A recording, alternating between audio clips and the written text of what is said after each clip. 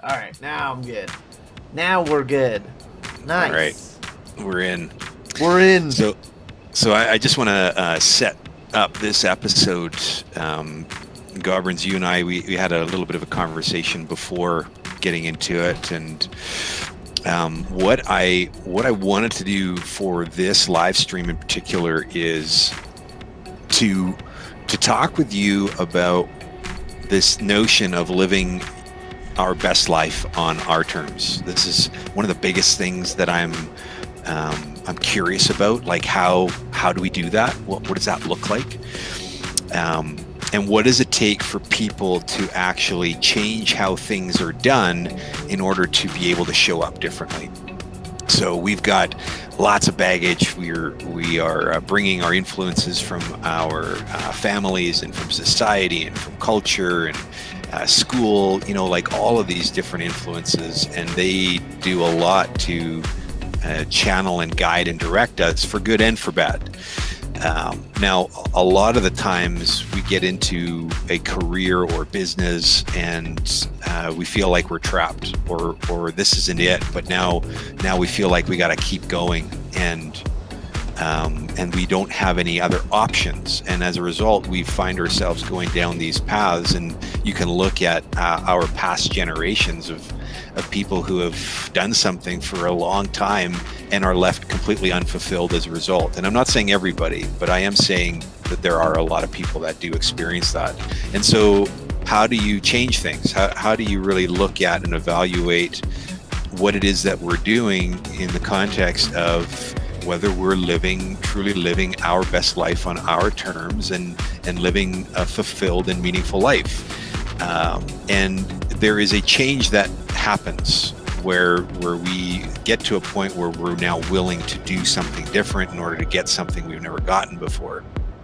Now, this series is an extension. So doing this through gaming, because gaming is a hobby of mine, and podcasting, which is also a hobby of mine, and bridging these two worlds together of being with people, getting to know people, and entertaining, something that's interesting to listen to and to watch, and to have the conversation with you now about your journey up until this point. You and I met, that would have been 2 gatherings ago, I believe.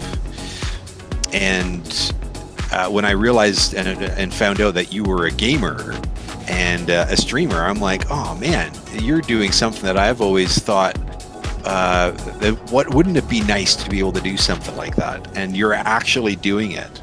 And I want to get a sense of what it took for you to get to where you're at now, what was in the way, and maybe where you started as we're playing the game, and we'll just have a conversation about it as we explore and venture forth. Sure. Yeah, that sounds great. Honestly, thanks for having me again, David. Super appreciated.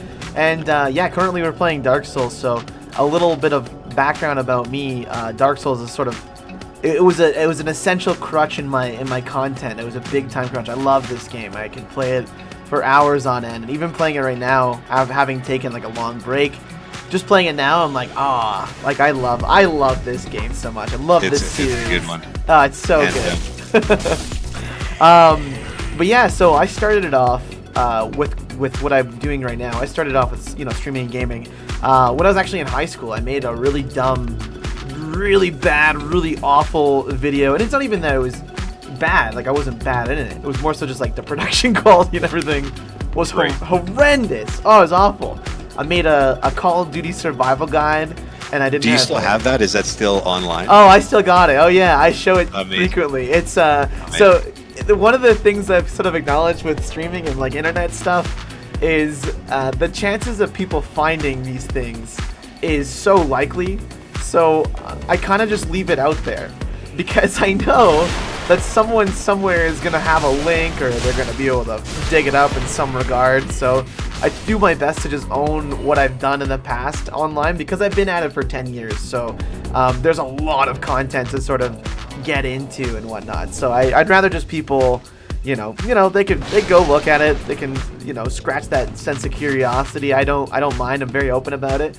And honestly, that content in itself sort of turns into more content because we'll joke about it, or I'll be like embarrassed about it, and I'm like, oh yeah, like, don't watch this thing, as I'm like, okay, we'll watch this thing because you guys want to watch the thing so bad. So you just gotta have fun with it, right? That's a huge part of that, is like knowing that those flaws, like just using those flaws sort of for you in a sense, right? So, well, it's part of that growth.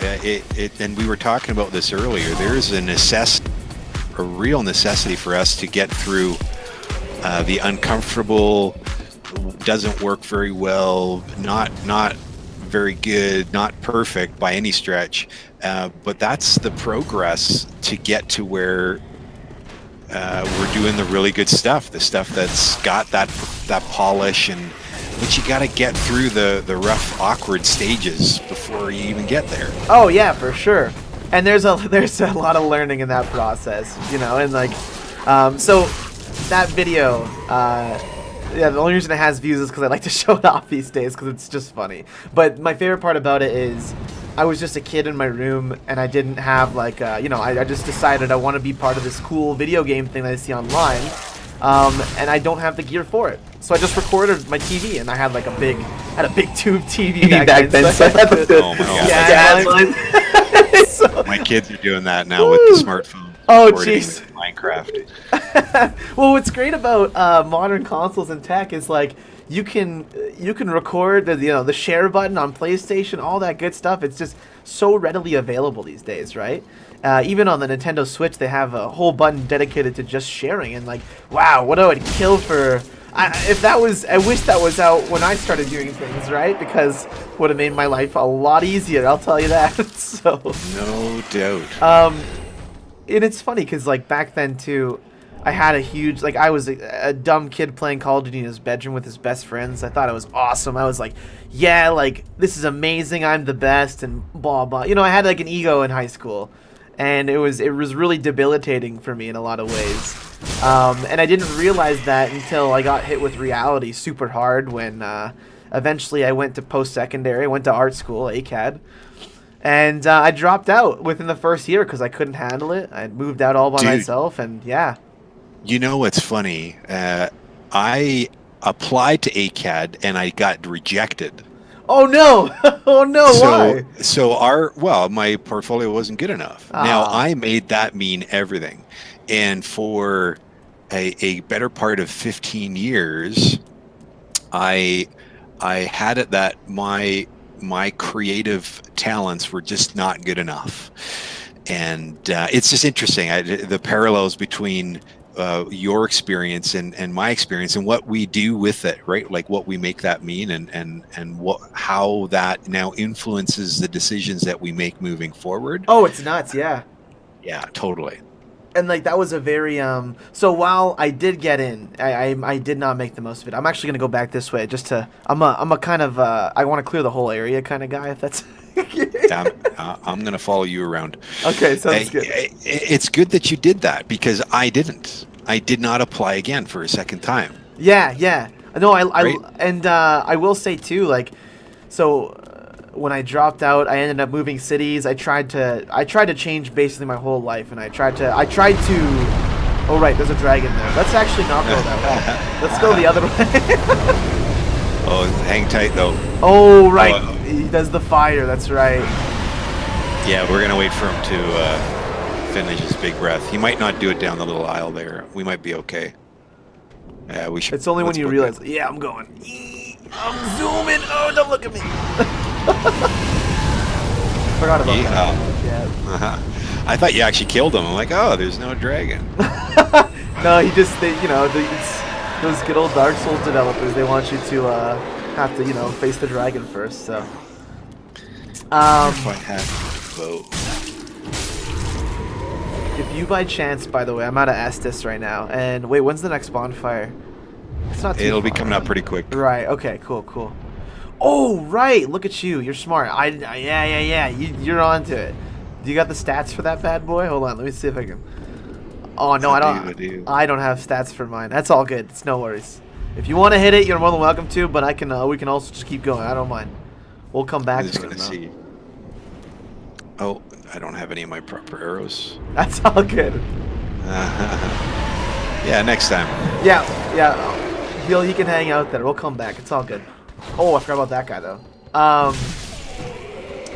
So I did a lot to try and sort of change my life, but I needed a reality check, and I got that hard reality check when I had left school at the young age of 18. Like, it was my first time getting into post-secondary and doing all that. So, it was probably some of the hardest times I lived. I worked full time at a minimum wage job for the next 2 years. I tried multiple different positions. I still kept making content. That was one thing I always prided myself on. It became like sort of a crutch, right? So I was making gaming news videos almost every single day, and it was this really fun hobby that I just had, and I just sort of kept riding it out because I felt like there was something there, right?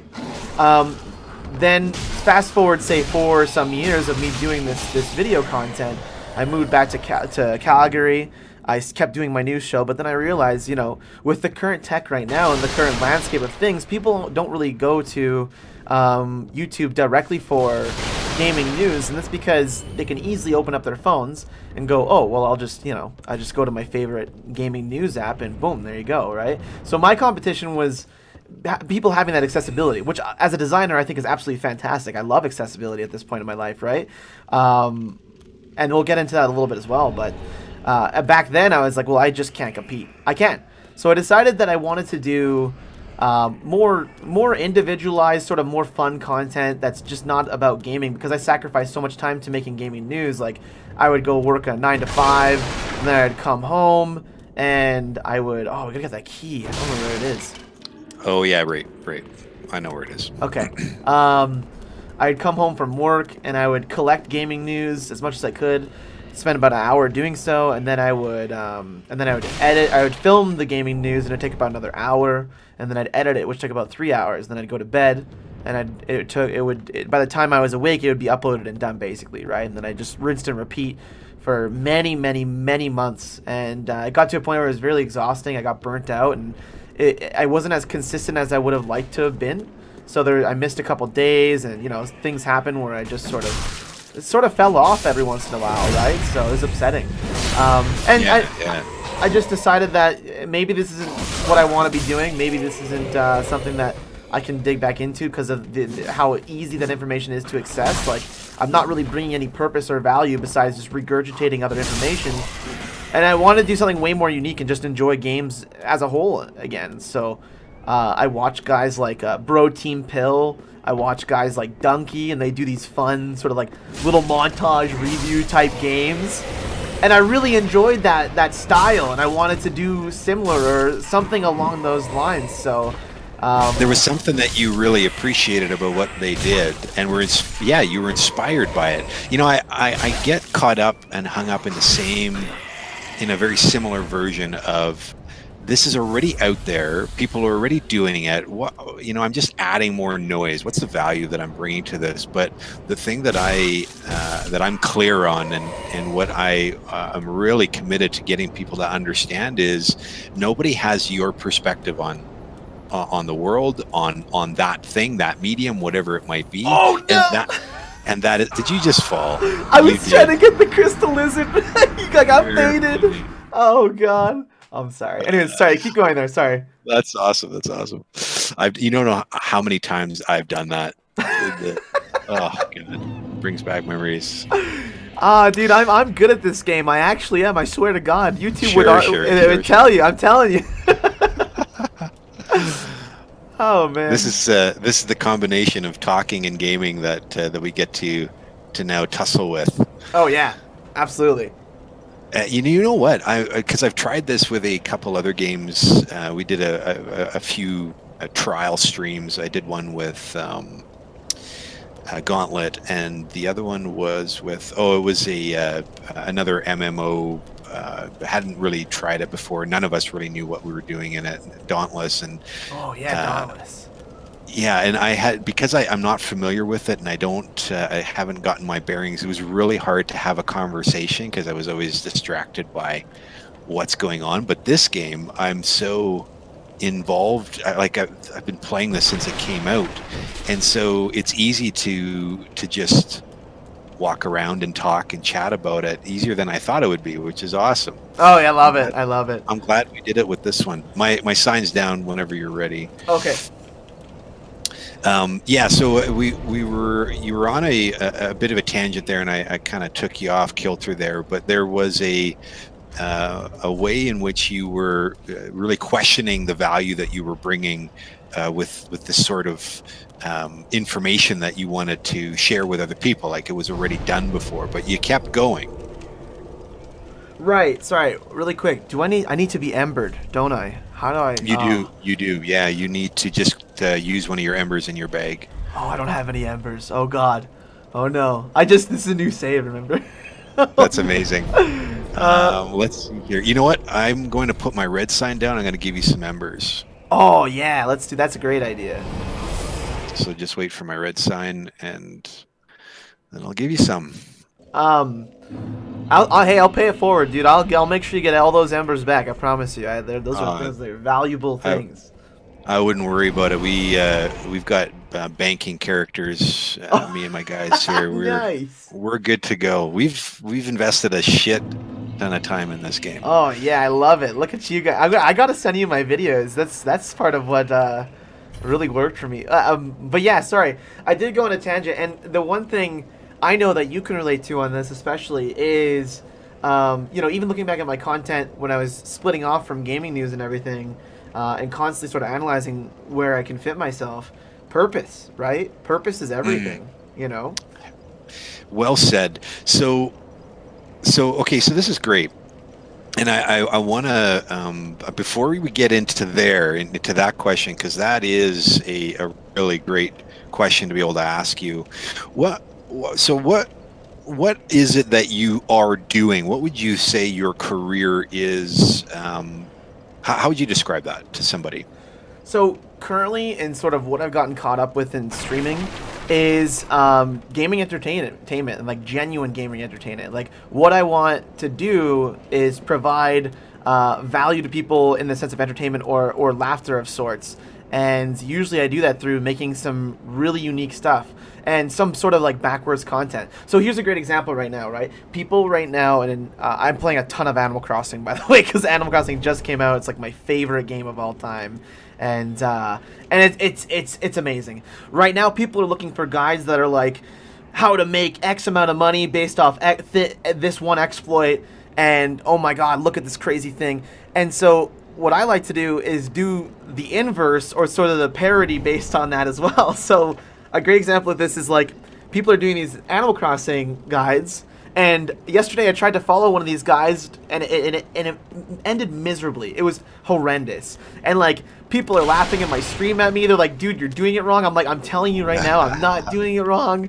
And like, it's just ridiculous. And so that's a piece of content. It was entirely based off of the guides that are blowing up right now, but they're not actually blowing. I'm gonna make the video like I try to follow a money-making guide.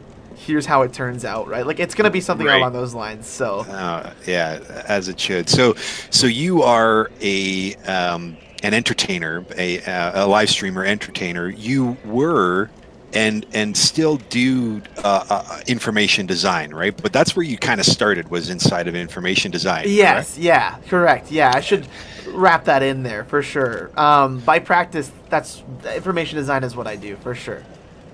All right, I'm going to leave. I'm a red. I forgot about that. I'm going to leave, and you just summon me back. If you go purple, you can do the whole area with me. And still be... Oh, but then you're still hostile. I got embers. It's okay. I just remembered that you can go purple and we can do the same thing without wasting embers. Oh, careful. So good. I actually don't know how to go purple. It's one of those things. Oh, so really? in terms... I know. So in terms of PvP, I would... we would... There's a very particular flavor for PvP, but my guy, Bahamut, and his brother, they're the hardcore PvPers. And so I would just join their games, or they would join mine. And so I never needed to do that. And I would never invade people's worlds. Right. Keep in mind, Dark Souls...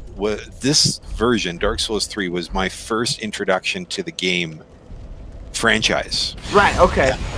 And so I never played the prior Dark Souls. And did you ever watch that animated series of the noob who got Dark Souls as a gift from his friends?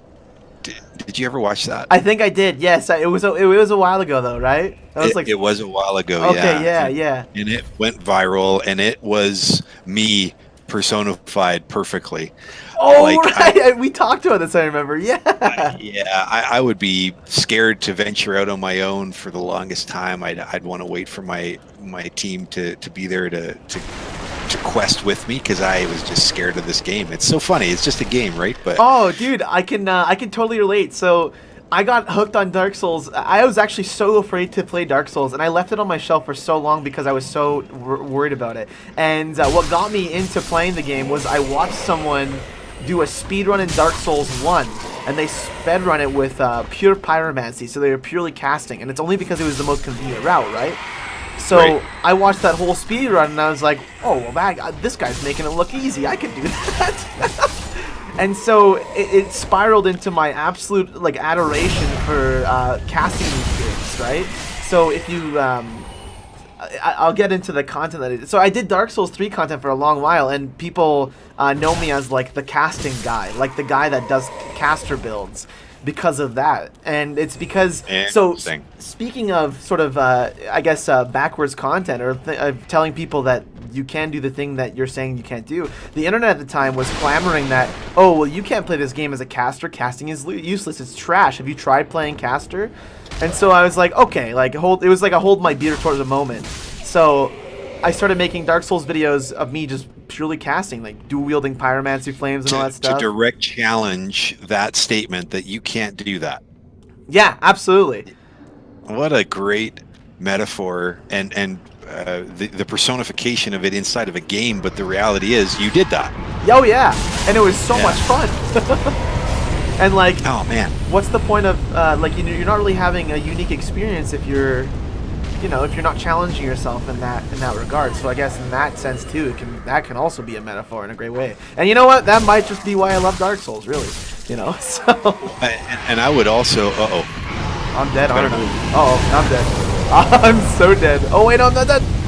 Just keep rolling. Nice.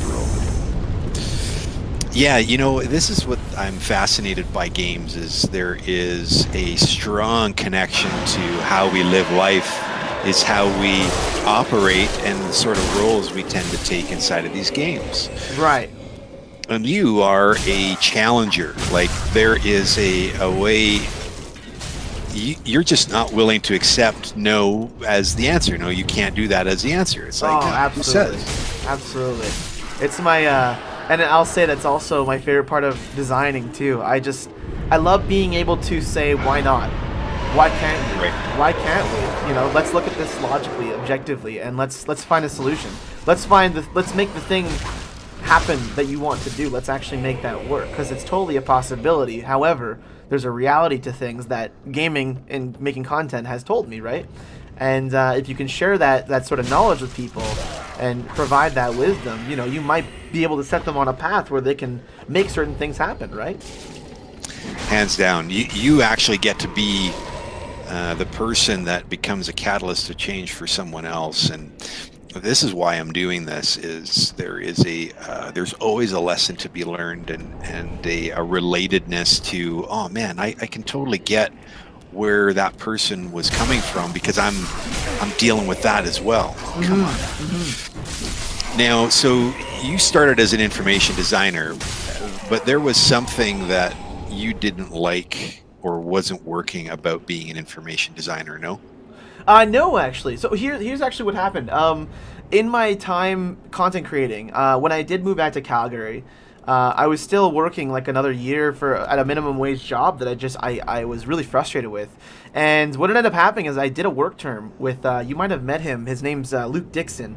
He goes by the Experience Project. He was at Cult, I think 2 years ago as well, and then also the year before that.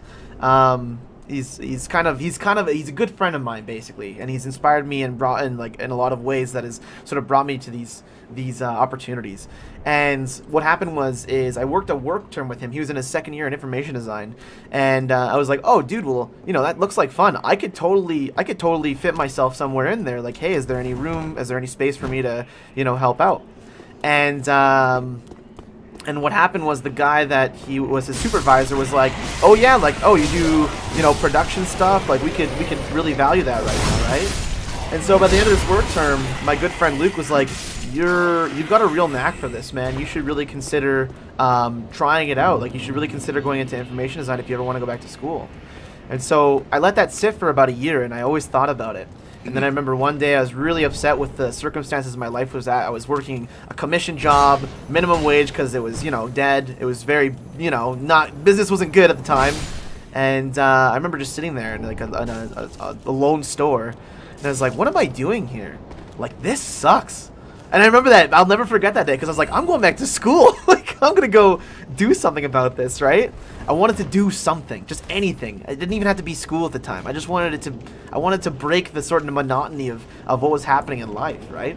And what was that for you? What was the monotony that you were really grappling with? It was 9 to 5, having a upper sort of management position at commission, making minimum wage, with no one coming into the shop that I worked at. And it was a great job, don't get me wrong, but it was so comfortable that I could just sit there all day and I could like talk and hang out or watch videos and wait until a customer came by. And it got to a point where I was like, is this really what I want to do? Like, is this really ideal? You know, is this who I want to be? And it wasn't, right? However, I will say in those comfortable times, it gave me a lot of energy at home to keep making content, but I knew I needed something. I ended up calling a good friend of mine. He now he used to work for McCann. I don't know if he's there anymore, but very good friend of mine that I actually happened to meet during my work term. And I called him and I was like, hey man, what do you think of me going back to school? Like, what would you say is ideal here? And he was like, look, I know you have some talent. I know you're really interested in design and production and stuff like that. And like, you're good at social media stuff. And he's like, but you don't really know how to place it yet. You don't have the sort of knowledge or ability to really give it a name or a title in terms of what you're doing. And he was right. I didn't have the knowledge of or like the sort of confidence in my abilities at the time. And he's like, so he used a great metaphor. I'll never forget it. He was like, you know, blacksmiths back in the day, they had to get there. They had to sit there and bang metal over and over again, like a fine sword, until eventually they got a really nice axe or a nice weapon, and they could make weapons for everyone else. But those guys refined their craft. So he's like, so if you go back to school, you're giving yourself that opportunity to go and refine that craft and give yourself actual value. So he said, get out there, refine your craft. If you have nothing else to do right now and you really want to do that, do it. And I knew that information design was going to help give me sort of a more objective, logical understanding of what I was doing with my content. And it did exactly that, and I'm very, very happy with it. So, well, that's amazing. So yeah, so we all kind of go down this similar path, right? We are caught in something that leaves us feeling like, oh man, this isn't it. You know, what is it? And then there's something that captures our curiosity. I made the assumption that you had started inside of information design as a creative, and there was something that was there that didn't fulfill you. But in fact, it was. But prior to that, and the information design was part of the mastering the craft to get you to where you're at right now. Yeah. Yeah, really, really cool. And I could totally see it. I mean, we are inundated by information and what we do with information and how we can craft information. And there's so much power there in the creative process of how much is out there and all the tools that are available and all these mediums and outlets. So it makes total sense that that's what you did. So just having a look here. I will add too, you did touch on it very briefly, which is one of my favorite things to sort of talk about, is the amount of noise that people can possibly add to the internet, like in creating things, right? Sometimes you want to make something that doesn't just add to the noise. Like how do you get people to listen? How do you get your content out there and stuff like that? How do you provide value for people within your own purposes of doing said things, right? And that's a thing that I love that question, just in terms of noise and how you can train yourself to not just add to that noise. It's great. It's fantastic. And it's one of my favorite explorations, basically. Well, let's touch on that a little bit, because you point to something really interesting. There is a reality that you, dreamer and an entertainer in that capacity, are grappling with and dealing with, and that is stream. Everybody is streaming. Everybody's doing that type of, wants to be involved in that type of stuff. And so there is a lot of noise out there.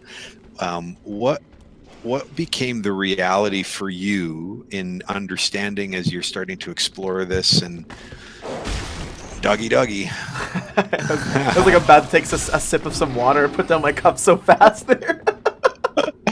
Oh, man, that was hilarious.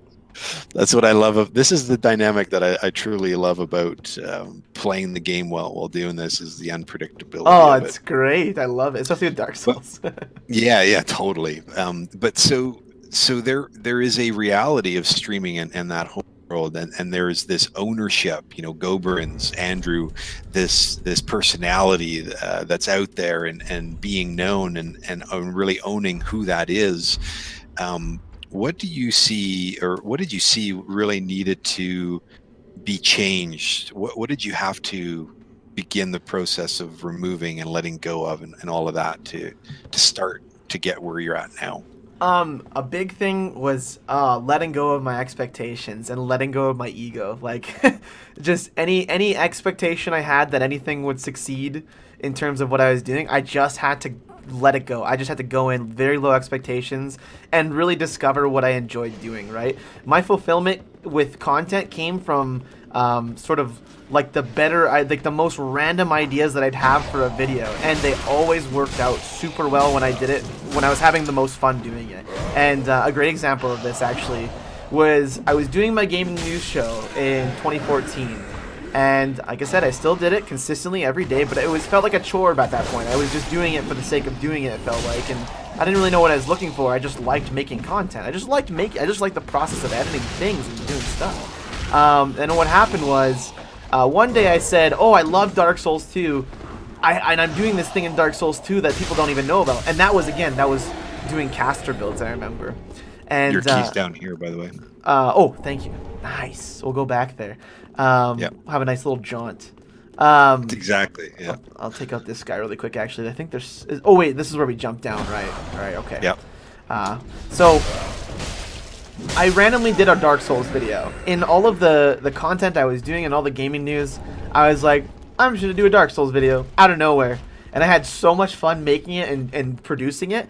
And I remember I uploaded it, and I didn't think anything of it. I posted it to Reddit. So in case you don't know, Reddit, when you post things on Reddit for trying to get an audience or just trying to throw it out there on the internet, it's kind of like throwing a firecracker in the toilet and you're hoping for the best. Like, you just hope to God that someone cares enough to listen, right? Because Reddit's just ruthless. But if it works, people love it and people will speak about it, right? So hey guys, I made this Dark Souls video. It's a PvP pyromancy video. Check it out if you're interested.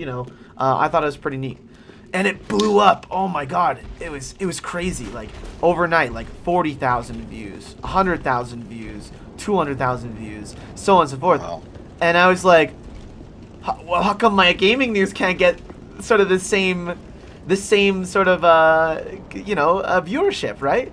And then I realized that if I just have fun with my content, if I just don't make this a chore, because it shouldn't be, it should be fun, then people will follow. People recognize when you are getting... When you're trying too hard? Yeah, oh yeah, when you're trying too hard, and they also recognize when you're getting fulfillment from it yourself, right? And that's huge. Like, it's like I always like to say, so as an artist, when I was doing art, when you do art, you always put a piece of yourself into it, and that's what makes it special. That's what makes it super unique. And it was sort of, when I applied that sort of knowledge to like making videos, it worked. And I didn't even think about it, and that was like a big like, oh, it's not that different, you know? It was like a big like, all creatives are sort of similarly creative, and it was mind blowing. I remember. So that was the moment. That was that moment, you know. You point to something else that's really interesting, and that is got a couple weird errors here. What's going on here? Oh, no worries. Yeah, it's still live, I think. Oh yeah, you're still good. Yeah, I got you on my third screen. We were talking about having a third screen. You know, I got you. Yeah. You point to something really, really subtle and really interesting, and it takes a level of courageousness and bravery that is unprecedented for the average individual, but is available for anybody. So you put yourself out there at the risk of whatever Reddit decided was going to happen to you. You put yourself up for contest just to see, to be willing to explore the uncertainty of not knowing how it's going to go. Could go one way or the other. Mm-hmm. And what happened was the opportunity presented itself. There was something that there was a perception of value, and they're like, yeah, this is pretty good. And something triggered, something happened. And it was in that courageous act of putting yourself out there that you saw for yourself what it was that the opportunity, right? The opportunity presented itself. It's like, oh, I just have to be me. I have to, and I should remove that word. There's no having to anything, but the opportunity truly is that you just got to be who you are. And if you were to honor that and continue to do that, what would be possible? And this is where you're at right now.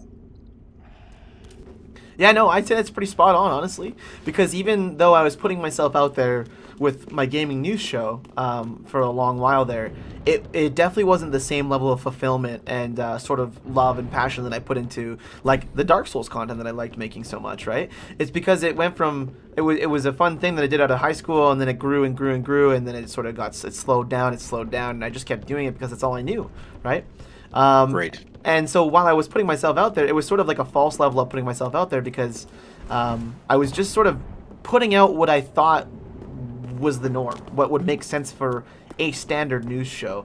And this is kind of my motto now, like I was saying before, is so as an information designer, as you know, we are I can say that we are, you know, flooded by information all around us, right? Oh, hands down, to a detriment. It's insane. People don't even notice it. So much so that we are exposed to so much content and news all the time that we just don't even think about it anymore. But it's there. Like, it is very present, right? Yep. Now, what's interesting about that is, like I was saying, when we think of the term like streamer or sort of content creator, we have this sort of preconditioned idea of what that looks like on the outside, right? Mm-hmm. So when I think a streamer, I think, okay, you know, webcam, he's talking to his chat, he's doing all this stuff to make his stream, I guess, traditionally more fulfilled, like as we understand a standard of a streamer, right? Like let's say we look at Ninja. Let's say Ninja's the standard of streamer. In a lot of ways, he is, because people know of him the most, right? Oh, I just died. Oh no! He just bumped me with the bottom of his axe too. It was nothing. Watch out for that guy. Come on. He gets rude. But what was I speaking to before there? Oh, right, sorry. Okay, I got it. So people have a stand. So like when we look at Ninja, right? That is what a streamer looks like, right? Now when people get into creative sort of modes, and when they try and get into even non-creatively, right? Then they try and get into streaming or content creating. They'll go by whatever they've been sort of inherently exposed to, right? And they don't even realize it. It's entirely subconscious. We'll act based off of what we're exposed to the most in a lot of ways, and you'll see it a lot when we do ethnography to sort of collect our data as information designers. You'll see that a lot, and that sort of goes with the coding of you know, your upbringing or like your experience and so on and so forth, right? And it's all very unique in terms of how we understand semiotics between one another and how we share that experience, right? So with that, when we translate it to the online world, right? People will get into streaming, and then they'll be like, "Oh, I'm just doing what any streamer would do. It's not working for me." And it's like, that's the problem, right? You're not really like, what are you presenting that that is uniquely you, that is uniquely something you bring to the table, right? And a lot of the times it'll be like, oh, well, I haven't really thought of it that way. And it's like, right, so bring something that's unique to you, you know, put yourself into it, and just give it that little bit of oomph that is the personality behind the screen. And there's a chance that people will love it, right? People are always looking for, and there's also a common misconception that, like, if you want to be a streamer, you have to be this hyperactive, sort of interactive personality, and like you have to be on all the time. And to that I say, you know, there's thousands of people watching every single day at any given time. Just be yourself, and people watch for all sorts of different reasons. There's people that actually despise watching me because of how memey and how obscure my stream can be, and how loud I can be and obnoxious I can be. I'm well aware. I know what my stream looks like, you know. But damn if I don't have fun, you know. Well, and oh man, there is so much gold here for anybody who watches this later. Whatever we have our doubts around, the thing that we're wanting to pursue, the opportunity is to pursue it. Not worrying about how the outcome's going to be, not trying to do it the way person X is doing it, because that's not you. That's not the thing to be concerned about. It's just to explore it. So this is the thing that I'm 100% clear on, and that is that we are the ultimate differentiator in whatever it is that we're up to. Yes. Oh yeah, absolutely. There is nothing else that truly can differentiate to the level that we're hoping for than it is to be just us. And it is the hardest thing to do. Totally. One thing I like to tell people is, you know, while we are surrounded by great things, nice people, friendships, family, everything else, it's kind of morbid in a sense, but at the end of the day, all you really, really, really have at the end of the day when all is said and done is you. And so you have to utilize what makes you uniquely you. And in that confidence, you'll get creative confidence, you know. You'll be more open to exploring new things because you have built up that, well, again, it comes back to that being courageous, right? That resilience and that tenacity. And yeah, you're going to be unabashedly Gobrinz because that's who you are. You're not trying to be anybody else. And those that don't resonate with that won't resonate with it. And that's fine. Self-selection. Those that do are hanging out with you on your stream. It's a win-win. Absolutely. Absolutely. Yeah. And, you know, I do what I can to... I try and bring in... Of course, I try and... The big thing with streaming is, especially, I think information design presented this with me, is one thing I took out of information design, it's the most beautiful lesson I've ever learned, is empathy. And we forgot this. Oh, great. Nice. This is way better. Oh, thank you. I forgot about this bonfire. But I think go around. There's a jump somewhere. We're going to have to find it. Okay. Oh, I know. Yeah. Is it here or was it... I don't know if it's here. It's around here, I thought. It might not be here. So, and it wasn't that I before information design, I didn't have empathy. It's just that when I learned to do proper ethnography for my work, I also learned how to empathize with people's experiences. And understanding people around me and sort of what the other person on the side of the screen was going through or who they were as a person, it allowed me to be more human on stream and on camera and stuff like that, right? Instead of just seeing numbers as people, I started to realize that those numbers are real people behind the screen. And they have very valid lives and experiences. And that provided me a wealth of knowledge as well, where I was like, oh my god, well, let's try and talk to these many people that I'm trying to understand, right? And then we get into just, you know, standard sort of target audience and stuff like that, but I wanted to go a little bit deeper. I wanted to know sort of where I could really connect with people on a much broader level, because as these people are human, I too am human, and that's one thing I can speak to, right? Yeah, the ultimate relatedness, no? Exactly. Yeah, we are all just humans on the same journey. That's amazing.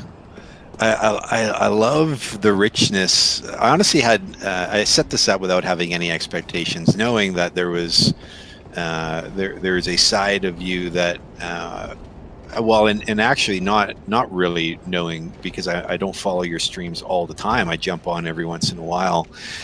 It's crazy in there. And it is a very different dynamic, right? Yeah.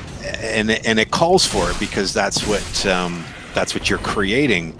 But then there's a level of richness that I just felt like was unspoken yet, that this now medium gives it an opportunity to come out in a very different way. Your personality, your awareness, your lessons, what you've learned over time.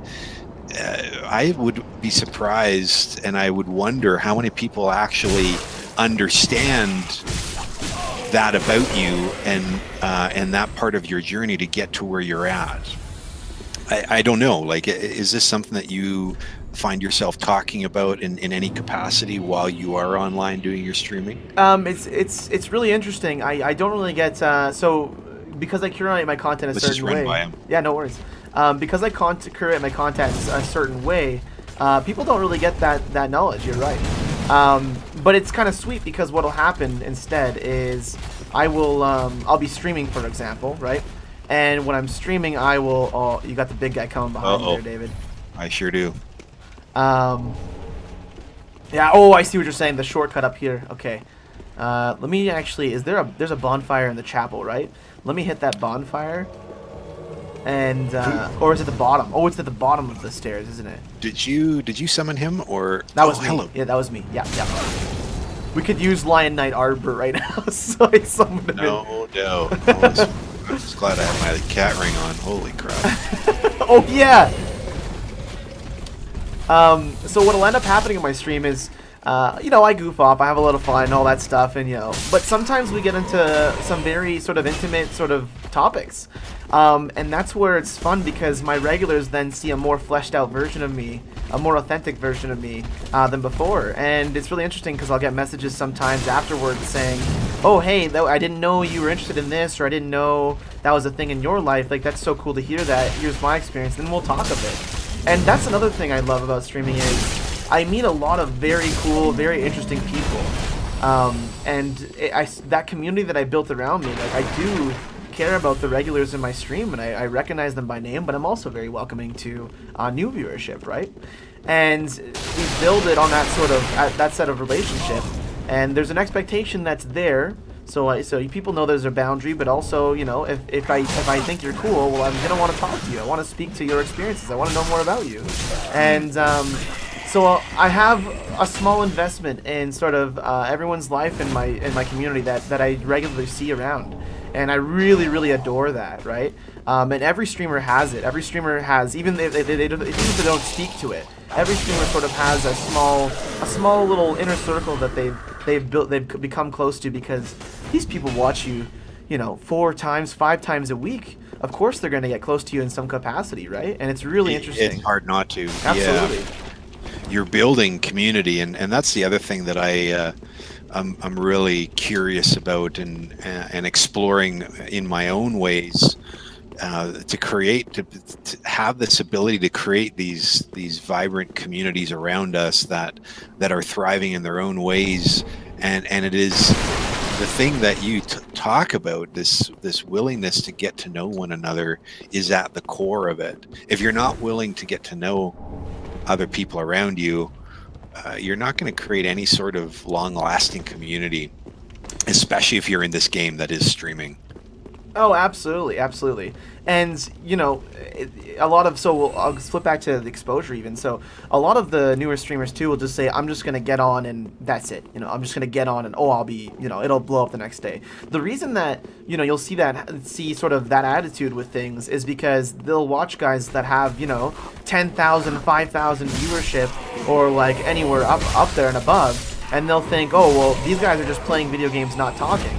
But the reality is these guys have worked really, really hard to build those communities, and now that they're so big, they struggle to talk with them in chat sometimes. So they'll speak more to the gameplay, and they'll speak to more what they're doing and whatnot, which is fine. And it's usually acknowledged by sort of that close few that were there from the beginning, right? Just to the fact that there is going to be a level of growth that they're going to see or they won't see, depending, and things might change, right? Oh, good job, Lion Nut Ardbury. He fell in the hole. I know, he just jumped right off. He couldn't take it anymore.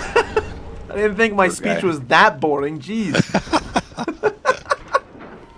Well, I gotta say, I am reignited with my own level of excitement and passion, curiosity for what's possible with streaming, in this vein that is taking the deeper dive around how did you get to where you're at right now, and what sort of difference did that make with whatever it was that you were struggling with before? I know this is a conversation that we're all having and that we're all grappling with in our own ways and don't really know what to do next about, and can be hyper paralyzed by it.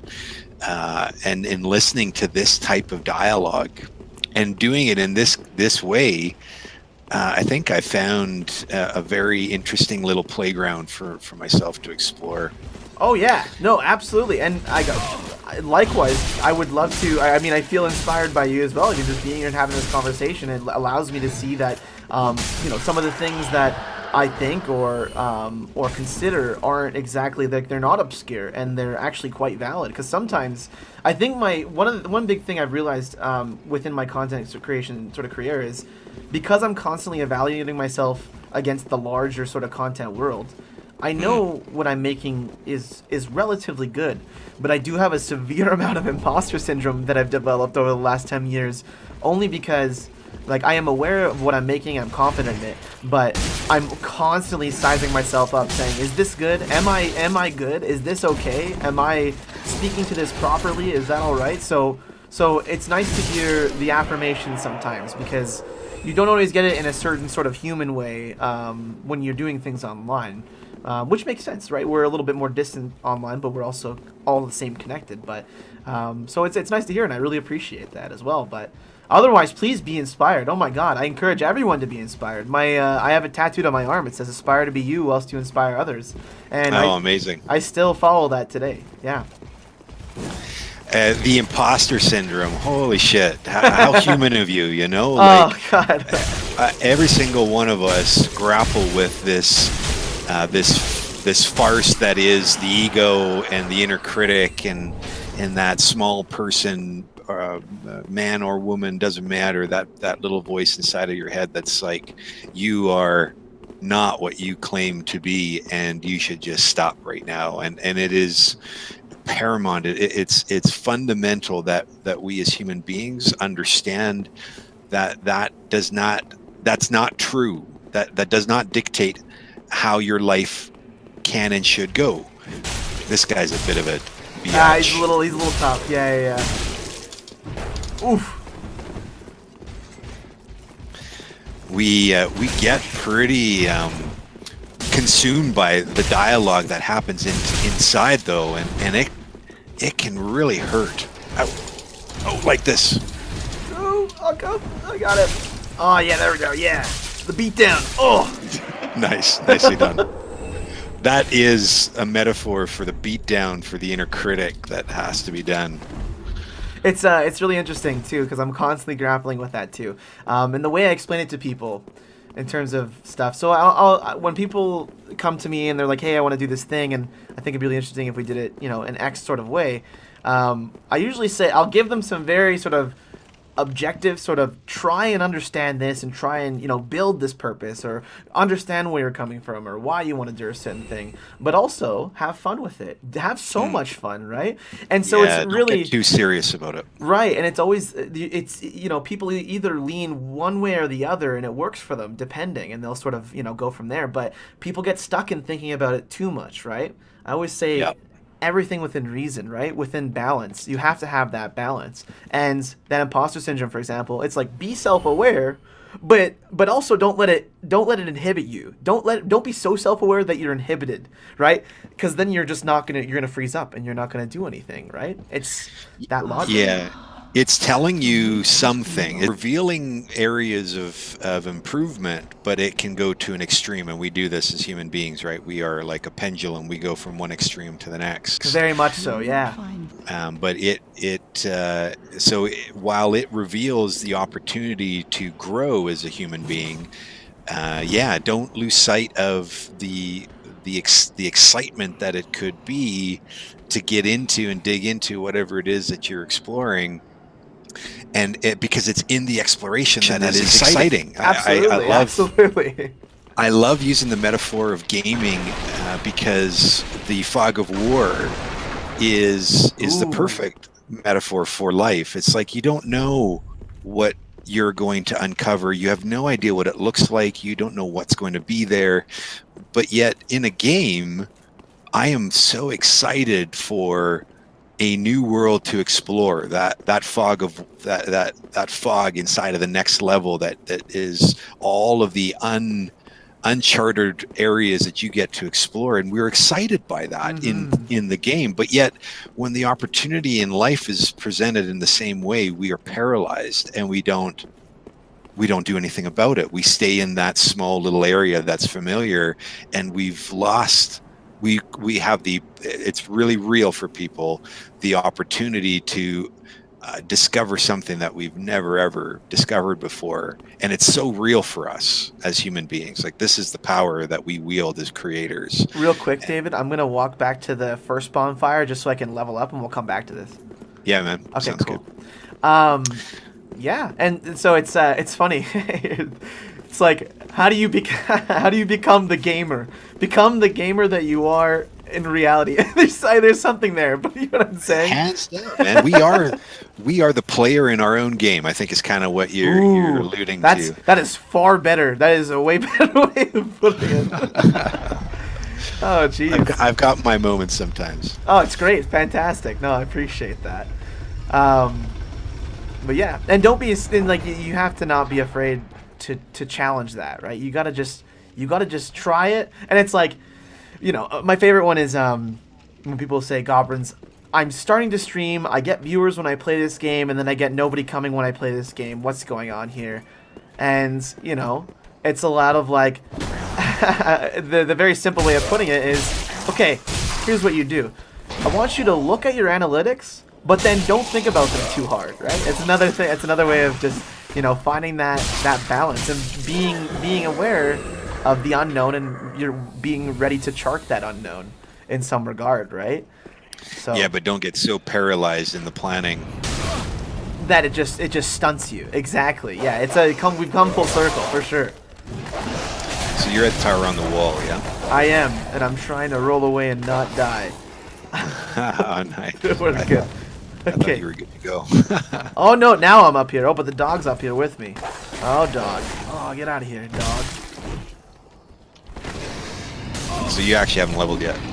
No, not yet. I'm just at high wall now. I'm gonna sit at the bonfire and not die to the archer. Okay, here we go. I love Dark Souls, man. What a great game. Sorry, just to put it out there again.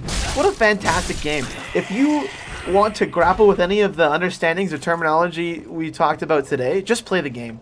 Just try this game, Oh man, this is the ultimate challenge for living your best life. Like, if you can navigate this game and not be paralyzed, gripped by fear, and be okay with doing something 1,000 times over again because you thought you could just push it a little bit and then you died and you lost everything to that one bad choice. If you can keep coming back and trying it over and over again, while at the same time doing that inside of your life, you're going to be well on your way.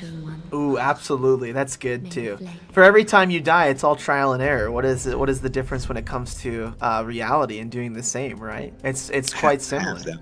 Yeah, man, absolutely. And I am actually just getting present to just how magnificent this game has like the creation of this game, the world and the environment. My friend out in Vancouver, Bahamut, we've played it a couple times. Whenever we're in this game, we are always amazed by just the imagination and the magnitude of what got created from nothing. Like, it didn't exist. It was an idea. Wow, hey? Oh my god. Some of the so I think who's the main dev for this game? It's Hatataki Miyazaki, I think. Yeah. And him and guys like Hideo Kojima, you know, they're great examples of people that just formulate these wild, amazing ideas, and then they manifest them into a video game for everyone. And you know they're having fun while they're doing it. Side note, you know.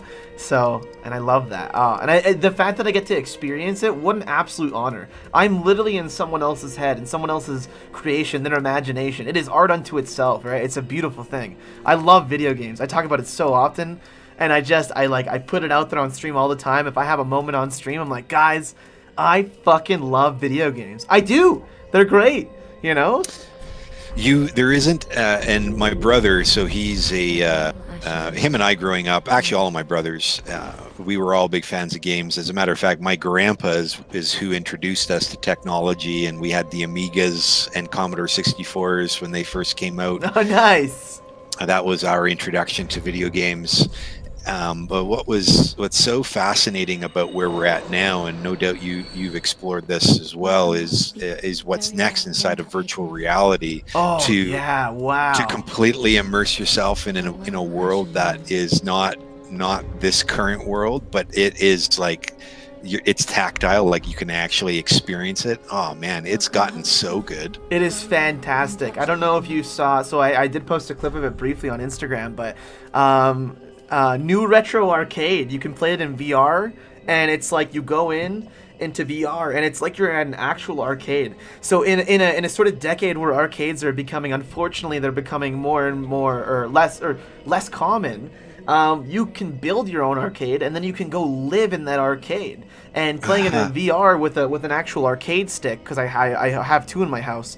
Wow! I don't even have to leave my house. It's, you know, I could just stay here and I'll live in this arcade all day in VR. I don't even care. You know, like, it's fantastic. That's hilarious. I do remember seeing. I don't think I was there live, but I do remember seeing a video, and that was pretty cool. Just walking around the arcade. Oh, I love it. I love it. And then sitting down and playing, or like standing at it and playing it, or sitting down, it's the full experience just with the VR headset, you know? And that technology is only going to get better.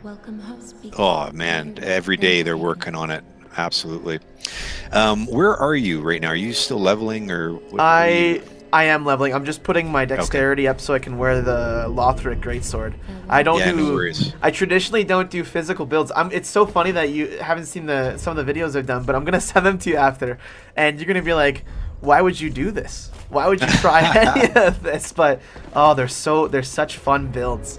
And well, if there's anything that I know about you, is you're willing to try the unorthodox just because. Oh, I love it. I think there's something that I really enjoyed, and this might sound kind of weird as well, but my girlfriend really helped me with this idea of being just a little volatile, just exploring that unknown and being okay with it.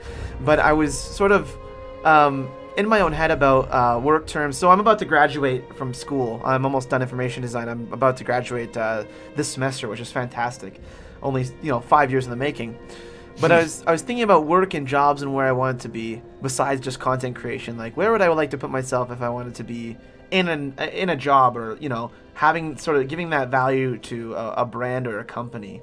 And I sort of worried about it to an extent where, talking to my girlfriend, I'm in my own head being like, I'm not the average person that can enjoy sort of that 9-to-5 grind and sort of just commit to whatever comfortable thing that we're doing. I want to have fun. I want to get into it.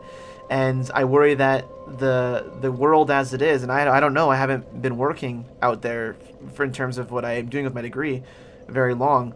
So I'm like, I think I'm too out of the norm for people. I think I make people scared of how I am or how I think sometimes, because sometimes I just have some really wild ideas that I would love to explore, but I'm always reasonable at the same time too. I always give people the opportunity to speak if they're not if they're worried about that kind of stuff. But And my girlfriend mentioned something. She said, you know, have you ever considered that, like, you're a little volatile, and that's okay?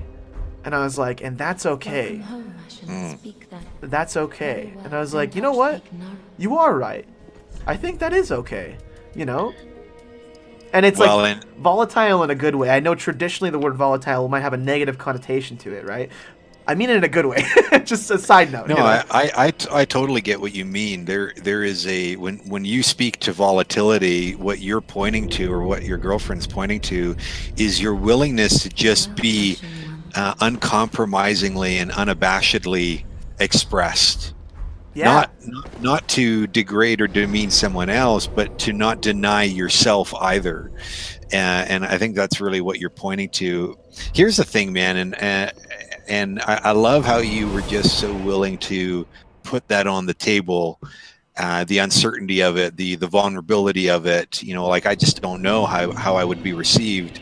And the theme across this whole session today has been in just confidently stepping into who you know yourself to be, and the value that you bring to the table, and let that be the judging factor and the choice for what happens next. And either it works or it doesn't, or it does and you're in a perfect spot, or whatever.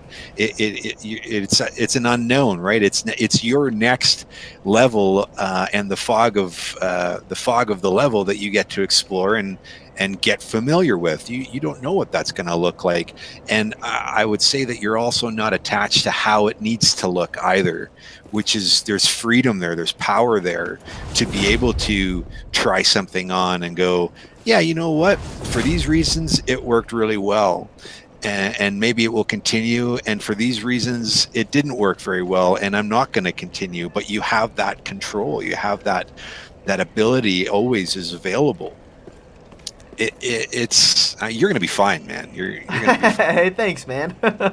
I really appreciate that. No, I really through the, you know, from being 18 and onwards, it's been you know, I've had my fair share of battles that we talked about, put it that way, and likewise with yourself. So it's like I said, it's just nice to hear the reaffirmation. I hope so. And likewise, thank you for exploring that with me today. It's been super fantastic. So yeah, bro. Let's go ahead and kill a boss, and we'll wrap this up. That's the best way I think we should do it here. I'm good to summon you now.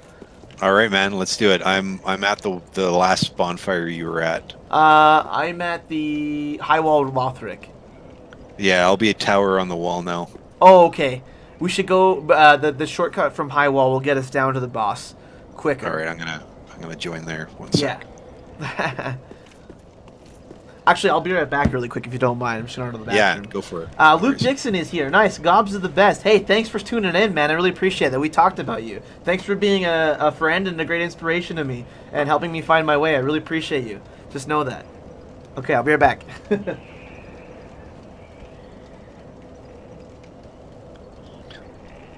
So let that be a lesson. We're going to wrap up here pretty quick.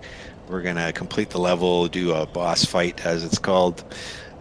So it'll be a pretty focused, intentional direction of energy. But I really hope that for those of you that watch this, you get something out of it for yourself, that you, whatever it is that you're exploring or have considered to explore, that you actually take that on, that you're willing to do that kind of work, because it will make the difference, not only for yourself but for those around you and those that that you will interact with.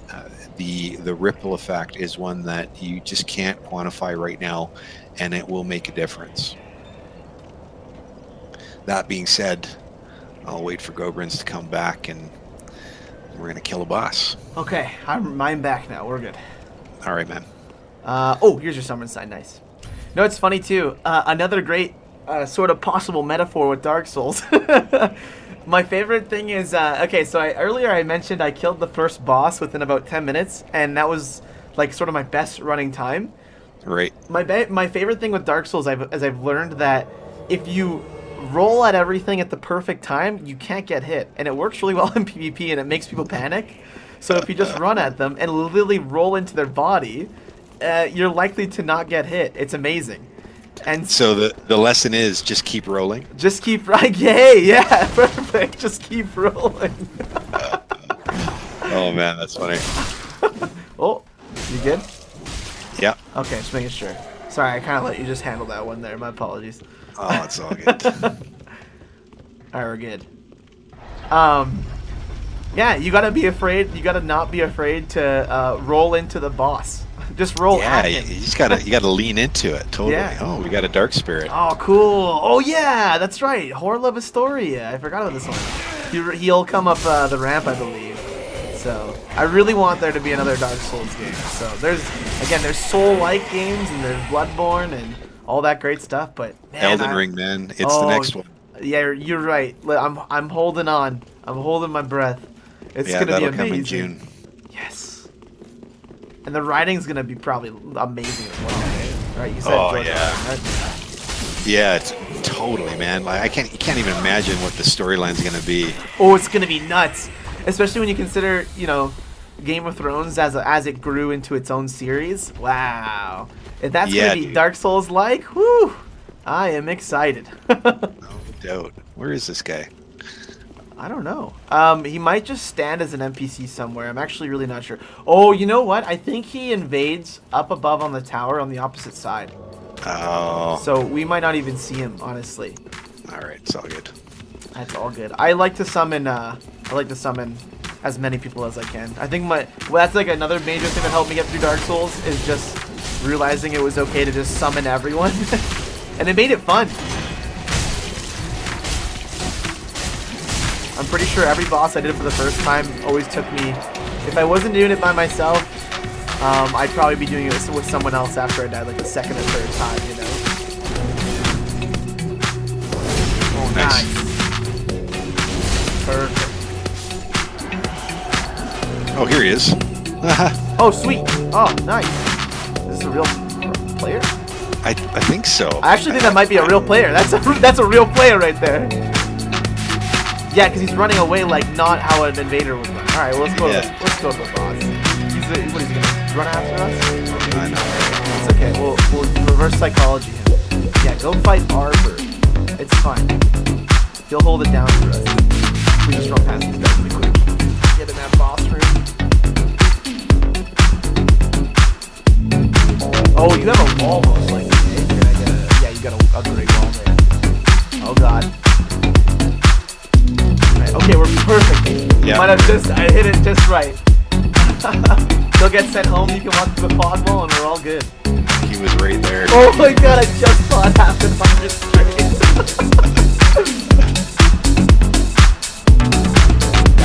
This guy. Okay. He's actually pretty easy if you stay behind him.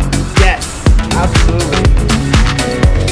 And like, what amazing design. So I own all the Dark Souls design workbooks because I'm just like fascinated by like the creative direction of these things. It's so good. It's amazing. I don't know if they had their artists on like some sort of hallucinogen or what, but like holy crap, man. Right? Like, where do you come up with these amazing ideas?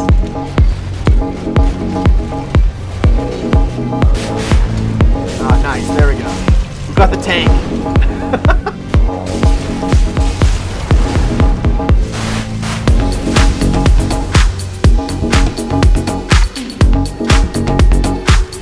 He's got more health than I remember. Oh, you know what? It's because there's 3 of us coming here. Or there's 3 players here, technically speaking. Those bosses get beefy when you get more people in. But it just makes it all more fun, you know?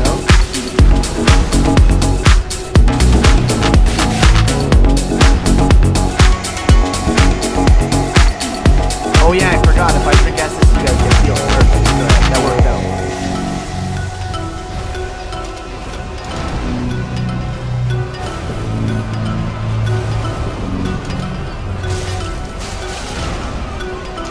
Oh.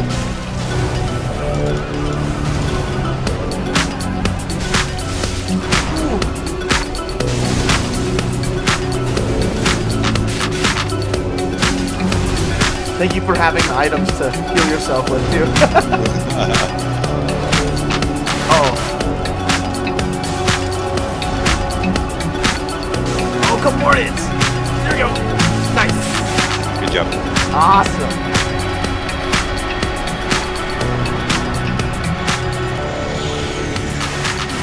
Right on.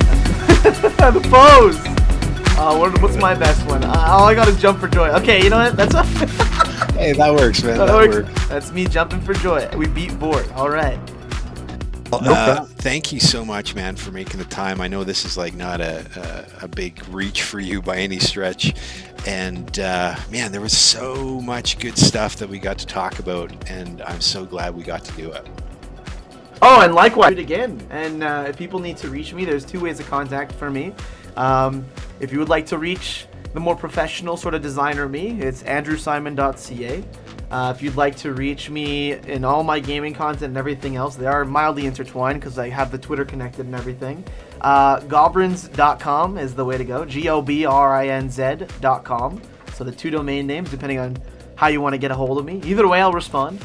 And you can find me on LinkedIn as well. So just search up Andrew Simon, and I'm pretty hard to miss, honestly. If you guys see what my content looks like and who I am on stream or on YouTube, you'll find me on there. So yeah, hands down, yeah, for sure. Well, we'll be sure to do it again. And if you happen to come across or think about another streamer type individual that would do well to have this type of conversation, kind of pull apart their experience, I'd love to have a conversation with them, bridge an intro, and see where it goes. So, yeah, no, I can think of a few people that I could possibly send your way, and just, get their best thoughts. Actually, there's a great amount of people I could send your way. We'll talk. Yeah, absolutely. All right, man. Well, enjoy the rest of your afternoon. Awesome. Thanks, man. Thanks for having me again. Yeah, no worries. Have a good one. Have a good one, man.